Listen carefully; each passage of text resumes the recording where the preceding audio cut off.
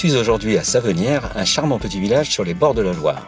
Je vous emmène découvrir un produit qui m'a toujours fasciné et qui en cuisine est incontournable, le miel. Là aussi, défendre le goût est une vocation de tous les jours. Nous partons à la rencontre d'un apiculteur passionné, Anthony Marchesi. Bonjour Anthony. Bonjour Dorian. Vous êtes apiculteur, c'est facile à deviner. Oui. Il y a des ruches, il y a des abeilles partout. Oui. On est à Savenières ici, Oui. c'est le lieu de production. Ici en fait on a le labo pour l'extraction du miel et puis le labo pour la transformation, donc que ce soit pour le pain d'épices et puis le nougat principalement. Apiculteur avec combien de ruches? Alors en apiculteur on a commencé, je devais avoir à peu près 18 ans avec une ruche de ruches et puis après j'ai fini par prendre le virus. Donc actuellement on tourne à peu près un peu plus de 500 ruches. 500 ruches et sur un territoire assez large, j'ai l'impression.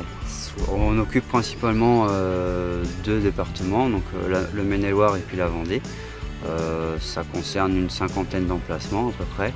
Vous faites forcément du miel? Mais Oui. pas que du miel? Non, pas que du miel. Dans les miels, on a une dizaine de monofloraux et puis 3 ou 4 toutes fleurs différents, quoi. Et puis après, on essaie de transformer le plus possible. Donc là, on a commencé récolte de printemps, donc c'est surtout avec celui-ci qu'on va faire la transformation. Donc ce soit pour le pain d'épices, nougat principalement, confiture au miel, caramel. Et si vous voulez goûter quelques produits, on peut y aller. Je vous suis. Donc voilà certains de vos produits. On a eu un petit peu d'épines cette année. L'année dernière, c'était pas le cas, l'année d'avant non plus. Aussi, le cerisier, il est très agréable en goût. Il a un peu un goût comme du pruneau, un petit peu quelque part. Et puis après, le printemps, qui commence déjà sa cristallisation un petit peu, qui va blanchir un peu plus d'ici quelques jours. Quand vous dites il a déjà commencé à cristalliser, ça veut dire que tous vont commencer à prendre Voilà, cette tous les miels consistance. sont liquides à l'extraction. Donc juste l'acacia reste liquide, les autres vont finir par cristalliser quasiment tous tôt ou tard. Comment on choisit un bon miel? Est-ce que c'est quelque chose de très personnel ou il y a quand même des choses qu'il faut En fait, regarder? tous les goûts sont dans la nature. On peut avoir des miels extrêmement doux, par exemple avec l'acacia le printemps. On peut avoir des choses on va dire plus basiques avec le tout de fleur, le tournesol, des choses plus déjà affinées en goût avec le tilleul qu'on peut encore faire par ici, donc qui est assez mentholé.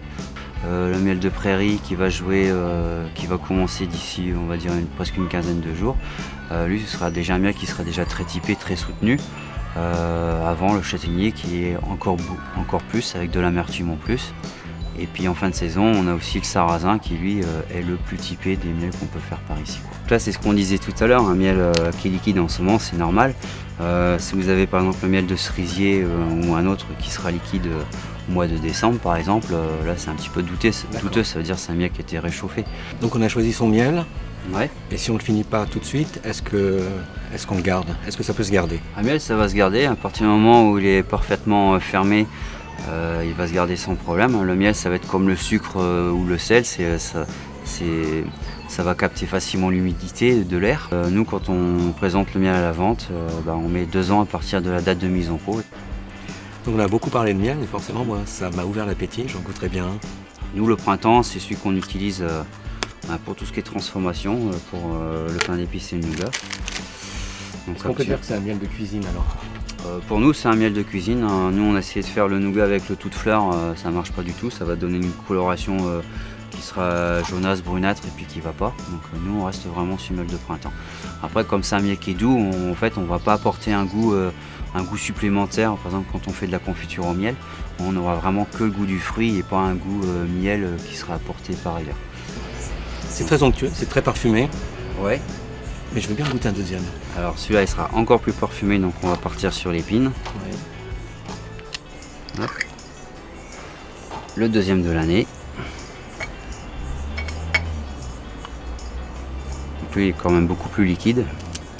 Et puis après on a le cerisier, donc lui il est beaucoup plus riche. On ne peut pas parler de miel, mais des miels. Des miels, voilà. Parce que là déjà là il y a un univers complètement différent. Donc là on aura encore plus de contraste. D'accord. Je sais pas si je vais m'arrêter. Après il y a la confiture ou le caramel. Ça c'est délicieux. Enfin c'est pas que les autres. Mais ça c'est étonnant ça. Ouais, c'est ça. Ça en plus il est étonnant. Voilà. Merci Anthony. J'ai découvert plein de choses. Je me rends compte que finalement le miel c'est plein d'histoires, plein de choses différentes. Ouais. Et maintenant on se retrouve sur le site pour une recette avec du miel et du melon. On se retrouve tout de suite.